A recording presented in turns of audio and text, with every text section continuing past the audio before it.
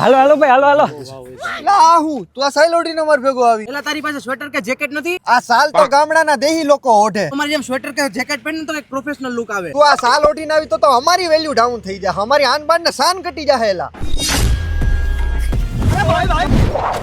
બસ હવે એક પણ શબ્દ આ સાલ વિશે ન બોલતા. જે સાલ વિશે તમે આવું બોલો છો એ રાજા રજવાડાના સમયથી નહીં પણ આદિ અનાદિ કાળોથી લોકો ઓઢે છે. આ તમારા સ્વેટર તો આજકાલના લોકલ બનેલા છે. આ તમારા સ્વેટર જેકેટ જર્સી મોટી મોટી બ્રાન્ડ મશીનમાં બનાવતી એ પણ આવી ઓરિજિનલ સાઇલ જોતી હોય ને તો હાથ બનાવટની કળાથી જ બને. તમારા સ્વેટર તો ખાલી શિયાળામાં જ કામ આવે. અમારી આ સાઇલ તો શિયાળામાં ટાઈટ થી બચાવે, નીચે પાથરો તો ચટાઈ બની જાય. અને સન્માનમાં જો કોઈને સૌથી વધારે ભેટ સ્વરૂપે અપાતી વસ્તુ હોય ને તો આ સાઇલ છે. તમારું એક સ્વેટર તો ખાલી એક જ જણો પહેરી શકે ને અમારી એક સાઇલમાં તો બે ત્રણ જણા આરામથી સમાઈ જાય. માથે બાંધો તો પાઘડી, ગળે રાખો તો આબરૂ, ઓઢો તો સાઇલ અને ગાંઠ મારો તો ફંદો.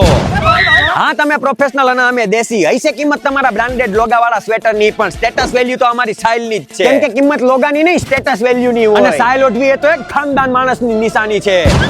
આ તમારા સ્વેટર તો બટન વાળા ને ચેન વાળા ને ગળેથી ટી-શર્ટ વાળા ને અમારી આ સાઇલ આ ઓઢી ને આ નીકળ્યા. બે પેઢીથી સ્વેટર પહેરો છો ને સાઇલ ને અપમાનિત કરો છો. તમારા દાદા પરદાદા ને પૂછજો જ્યારે સ્વેટર નહોતા ને ત્યારે આ સાઇલે એને ઠંડીથી ન બચાવ્યા હોત ને તો તમે આજે મારી સામે ન ઉભા હોત.